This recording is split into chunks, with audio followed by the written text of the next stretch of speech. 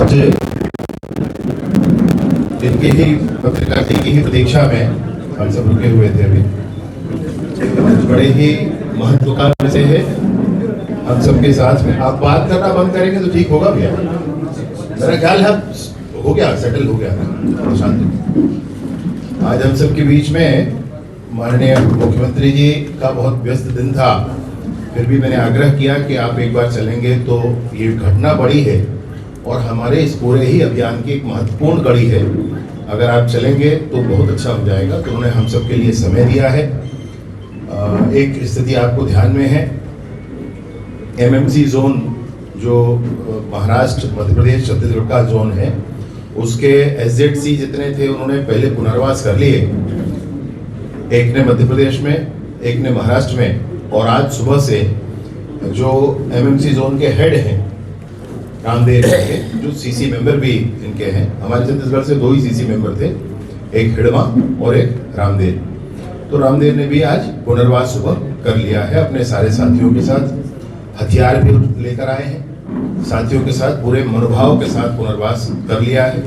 इस तरीके से एमएमसी जोन है मध्य प्रदेश, महाराष्ट्र, छत्तीसगढ़ का जो जोन है वो लगभग अब क्लीन हुआ है, साफ हो गया है, खाली हो गया है। इस पुनर्वास का स्वागत करते हैं और हम सबके बीच में हमारे मुखिया माननीय विष्णुदेव साय जी, हमारे मुख्यमंत्री महोदय विराजमान हैं।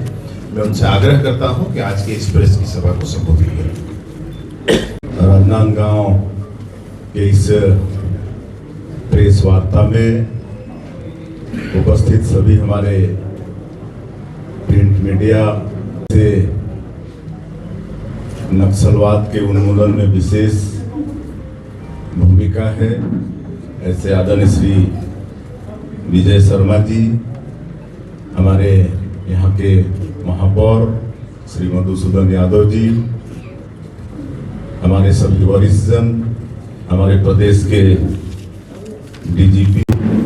कई दशकों से हमारा ये छत्तीसगढ़ नक्सलवाद से ग्रसित है और कहीं ना कहीं छत्तीसगढ़ के विकास में बहुत बड़ा ये बाधक भी है। लेकिन वैसे तो नक्सलवाद के खिलाफ में पहले भी लड़ाई लड़ी जा चुकी है, लेकिन अभी 13 दिसंबर को हमारी सरकार के 2 वर्ष पूरे होने वाले हैं और इन 2 वर्षों में हमारे छत्तीसगढ़ के अंदर हमारे यहाँ के जवानों ने बहुत बहादुरी के साथ हमारे अधिकारियों के मार्गदर्शन में नक्सलवाद के खिलाफ में लड़ाई लड़ी है और डबल इंजन की सरकार है, उसका भी लाभ मिल रहा है। और सौभाग्य है कि हमारे माननीय प्रधानमंत्री जी श्री नरेंद्र मोदी जी और हमारे देश के गृह मंत्री आदरणीय अमित शाह जी, उन्होंने तो एक डेडलाइन भी तय कर दिया है कि अगले साल 31 मार्च 2026 तक पूरे देश से नक्सलवाद को समाप्त करना है। और हमारे जवान बहुत बहादुरी के साथ लड़ाई लड़ रहे हैं नक्सलवाद के खिलाफ में, लगातार सफलताएं मिल रही हैं और हम समझते हैं कि एक तरह से नक्सलवाद समाप्ति की ओर है। नक्सलवाद की कमर टूट गई है, अंतिम सांसें ले रहा है। और आज का ये दिन बड़ा ऐतिहासिक दिन है कि आज हमारे प्रदेश के डीजीपी श्री अरुणदेव गौतम, एडीजी नक्सल ऑपरेशन विवेकानंद जी, अभिषेक सांडिल आईजी और आईटीबीपी के अनवर इलाही के समक्ष जो एमसीसी जोन का सीसी मेंबर रामदेव अपने साथियों के साथ आज पुनर्वास कर रहा है। हिंसा और गोलीबारी की भाषा को छोड़ के विकास की मुखधारा से जुड़ रहे हैं और ये जानकारी देने के लिए आज हम लोग यहाँ पर आए हैं। रामदेव 1,05,00,000 का इनामी है। उसी तरह से उसके साथ चंदू उर्फ नरेश, अनीता उर्फ ललिता, प्रेम उर्फ उमराव, जानकी उर्फ प्रेमा, राम सिंह उर्फ संपत, सुकेश उर्फ रंगा, शीला उर्फ बैसंती, लक्ष्मी उर्फ मनीता, योगिता उर्फ लच्छी, सागर उर्फ रेनू, कविता उर्फ मासे, और भी इनके नाम है लेकिन मैं एक एक बता रहा हूँ। तो ये सबने आत्मसमर्पण किया है और हमारे प्रदेश की पुनर्वास नीति बहुत अच्छी है। हमारे आदरणीय गृह मंत्री जी कई प्रदेशों में भ्रमण किए अधिकारियों के साथ और वहाँ की पुनर्वास नीति का अध्ययन करके एक अच्छी पुनर्वास नीति यहाँ पर हम लोग बनाए हैं और उसी का परिणाम है कि आज 2 वर्षों में मतलब 4,000 से ज़्यादा आत्मसमर्पण और गिरफ्तार जिनका हुआ है, माओवाद न्यूट्रलाइज भी हुए हैं। और हमारी जो नई पुनर्वास नीति है उसमें कई अच्छे प्रावधान किए गए हैं। एक तो जो आत्मसमर्पित नक्सली हैं उनके लिए हम लोग अलग से 15,000 प्रधानमंत्री आवास उसकी स्वीकृति कराए हैं और उसका भी निर्माण हो रहा है। कोई गांव अगर पूरी तरह से नक्सल मुक्त हो जाता है और वो प्रस्ताव करके दे देते हैं तो वहाँ पर 1 करोड़ का विकास का काम शासन से मिलेगा। हम लोग नई उद्योग नीति भी बनाए हैं। नई उद्योग नीति वर्ष 2024-30 उसमें भी ऐसे नक्सल समर्पित, नक्सल पीड़ित जो लोग हैं उनके लिए विशेष प्रावधान किया गया है। और अभी तक लगातार सुरक्षा कैंप भी खुल रहे हैं तो 400 से ज़्यादा गांव आज आबाद हो चुके हैं और एक नियत नीलानार योजना हम लोगों ने शुरू किया है। आपका सुंदर गांव उसका हिंदी अनुवाद होता है और उसके माध्यम से आज सुरक्षा कैंप खुल रहे हैं और 400 से ज़्यादा गांव में हम लोग सरकार की योजनाओं को वहां पर पहुंचाने में सफल हो रहे हैं। वहां पर सड़कें बन रही हैं, बिजली पहुंच रही है, पानी पहुंच रहा है। वहां पर पहले गोलीबारी की आवाज़ आती थी, अब स्कूल की घंटियां बज रही हैं, अस्पताल भी खुल रहे हैं। पहली बार वहां पर आपका स्वतंत्रता दिवस में कई जगह ध्वजारोहण भी हुआ है। पिछले चुनाव में भी निर्भीक होकर लोग भाग लिए हैं और दूरसंचार के साधन वहां पर खड़ा कर रहे हैं। राशन कार्ड वहां बनते नहीं थे तो राशन पहुंचने का तो सवाल नहीं था, तो राशन भी पहुंचा पाने में हम सब लोग सफल हो रहे हैं। और अगर कोई आत्मसमर्पण करता है तो उनको 3 साल तक 10,000 रुपये आर्थिक सहयोग करते हैं, उनका स्किलिंग कराते हैं, रोजगार से जोड़ने का काम हम लोग कर रहे हैं। सुशासन तिहार के अंदर हम लोग कई जगह हम खुद भी गए, हमारे गृह मंत्री जी भी गए स्किलिंग सेंटर में जहां पर उनका स्किलिंग हो रहा है। और अभी तो जगदलपुर के अंदर में एक पंडुम कैफे भी खोले हैं। जो पीड़ित हैं, जो आत्मसमर्पित हैं, दोनों मिलकर एक पंडुम कैफे जिसका शुभारंभ करने का सौभाग्य हमको मिला। तो इस तरह से आज गोलीबारी की भाषा छोड़कर विकास की मुख्यधारा से जुड़ रहे हैं और मुझे पूरा विश्वास है कि हमारे माननीय प्रधानमंत्री जी और गृह मंत्री जी का संकल्प पूरा होगा। और जो बस्तर क्षेत्र विकास की दृष्टि से बहुत पीछे था, वहाँ भी हम लोग विकास की गंगा वैसे तो बहाना शुरू कर दिए हैं, लेकिन और वहाँ पर बहाएंगे क्योंकि वो एग्रीकल्चर का सेक्टर है। वहाँ पर हम लोग खेती बाड़ी को भी आगे बढ़ा रहे हैं, सिंचाई के साधन वहाँ पर उपलब्ध कराएंगे और सैकड़ों तरह के फॉरेस्ट प्रोड्यूस भी है। तो फॉरेस्ट प्रोड्यूस का मतलब प्रोडक्ट का वैल्यू एडिशन भी करके लोगों को छोटा छोटा उद्योग धंधा से जोड़ने का काम वो भी हम लोग शुरू किए हैं। पशुपालन पर भी उस क्षेत्र में जोर दे रहे हैं। और पूरे बस्तर और सरगुजा संभाग में पर्यटन की भी अपार संभावनाएं हैं। तो पर्यटन को भी हम लोग उद्योग का दर्जा दिए हैं। तो बस्तर के क्षेत्रों में अनेकों वाटरफॉल हैं, कुटुमसर का गुफा है, अबूझमाड़ का जंगल है। और एक सौभाग्य का विषय है कि जो अंतर्राष्ट्रीय पर्यटन संस्थान है वो 60 देशों में 20 बेस्ट विलेज का चयन किया है। उसमें एक गांव हमारा मतलब थुड़मारास है। ये हमारे छत्तीसगढ़ के लिए सौभाग्य का विषय है। और होम स्टे भी काफ़ी फल फूल रहा है। तो होम स्टे को भी हम लोग उद्योग में शामिल किए हैं। तो इस तरह से आगे चल के छत्तीसगढ़ के बस्तर क्षेत्र में भी बहुत विकास होने वाला है। तो आज का ये दिन छत्तीसगढ़ के लिए और विशेषकर नक्सलवाद उन्मूलन की दृष्टि से बहुत ऐतिहासिक दिन था। इसलिए हम सब लोग सोचे और गृह मंत्री जी के साथ यहाँ आप लोगों के बीच में हैं। मैं एक बार फिर सभी इलेक्ट्रॉनिक्स मीडिया और प्रिंट मीडिया जी बिल्कुल संविधान पर उनका विश्वास बढ़ रहा है। और जैसा पिछले साल से हम लोग और प्रयोग कर रहे हैं, एक तो बस्तर ओलंपिक पिछले साल भी कराए, इस साल भी चल रहा है। और मैं बताना चाहूँगा कि पिछले साल बस्तर ओलंपिक में 1,65,000 लोग भाग लिए थे। इस बार वो संख्या बढ़कर 3.25 लाख हो गया है।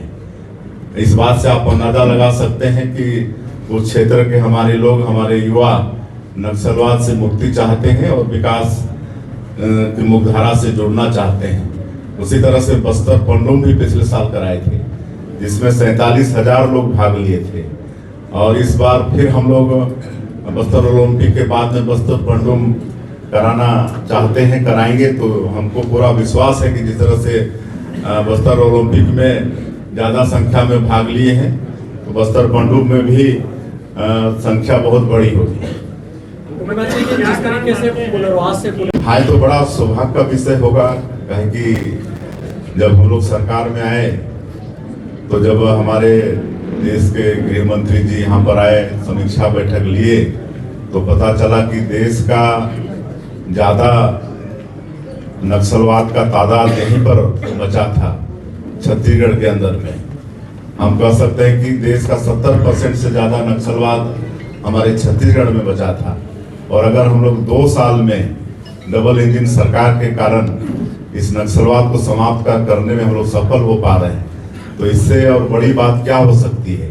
तो ये तो बहुत खुशी का वातावरण होगा और निश्चित रूप से ऐसा कोई इवेंट जरूर करेंगे। अभी आप सारे करीब जो नहीं, मेरा प्रश्न ये नहीं था। मेरा था कि हिडमा और रामदेव के अतिरिक्त और सीसी में कोई बड़ा लीडर नहीं बचा। करोड़ों रुपए वाला इनामी नक्सली हमारे गृह मंत्री जी बताएंगे। सीसी मेंबर थे। अन्य जो सीसी मेंबर हैं वो दूसरे प्रदेशों के हैं, वो छत्तीसगढ़ में सक्रिय नहीं है, अन्य स्थानों पर सक्रिय हैं। लेकिन वो जहां भी सक्रिय हो, समय पूर्वक पुनर्वास होगा या आर्म फोर्सेस अपना निर्णय करेंगे। अन्य भटके हुए सरकार लाल कालीन बिछा करके स्वागत करती है, पुनर्वास करें।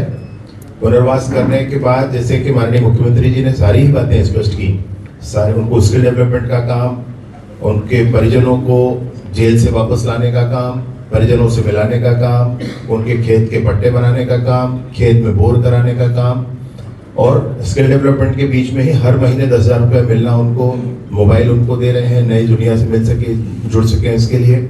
और पुनर्वास मतलब मानसिक पुनर्वास, कोई शारीरिक पुनर्वास का विषय नहीं। छत्तीसगढ़ की गाइडलाइन पूरे देश में दी गई है मार्च की, 26 मार्च की, लेकिन सबसे बड़ी कार्रवाई छत्तीसगढ़ में हुई है। अदर स्टेट में कार्रवाई नहीं दिख रही। सभी स्टेट्स में कार्रवाई है और छत्तीसगढ़ में चूंकि जैसे कि मुख्यमंत्री जी ने बताया कि संख्या सबसे अधिक छत्तीसगढ़ में थी। जब जनवरी 2024 साफ हो गए हैं। एमएमसी जोन में जो एक पुनर्वास हुआ अनंत का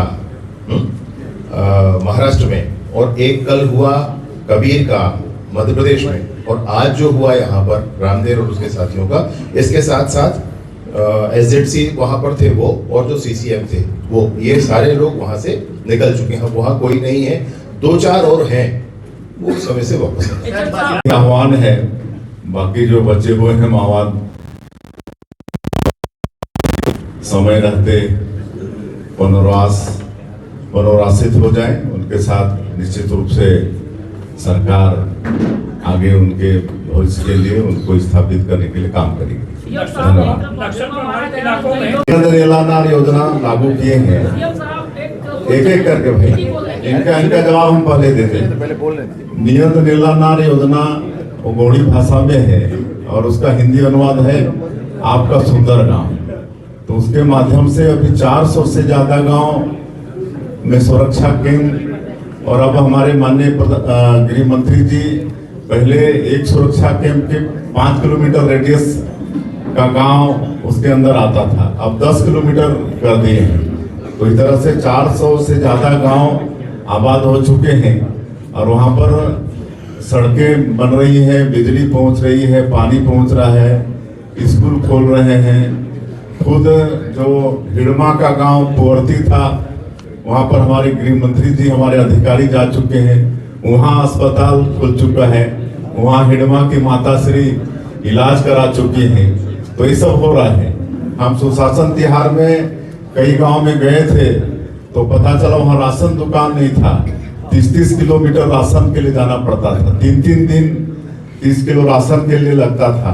तो अब नियंत्रण योजना आने के बाद उसी गांव में हम लोग राशन का दुकान भी खोल दिए हैं। तो ये सब सारी सुविधाएं हम लोग ये जानते हैं कि नक्सलवाद समाप्त करना ही पर्याप्त नहीं है, बल्कि उस क्षेत्र में विकास को पहुंचाना पड़ेगा और हम लोग विभिन्न माध्यमों से वहां पर विकास पहुंचा रहे हैं। जैसे मैंने कहा कि खेती को भी वहां पर आगे बढ़ाएंगे, वहां पर फॉरेस्ट प्रोड्यूस बहुत तरह के हैं, उनका वैल्यू एडिशन बंधन केंद्र के माध्यम से हम लोग उचित कीमत में वनोपज को खरीद भी रहे हैं और कैसे वैल्यू एडिशन हो हमारे फॉरेस्ट प्रोड्यूस का वो भी हम लोग देख रहे हैं। पर्यटन के हिसाब से उस क्षेत्र को बहुत आगे बढ़ाने का काम कर रहे हैं और चूंकि ज्यादातर लोग जनजाति हैं, उनका खेती बाड़ी से पशुपालन से सबसे संबंध रहता है, तो हम लोग पशुपालन को भी वहाँ पर बढ़ा रहे हैं।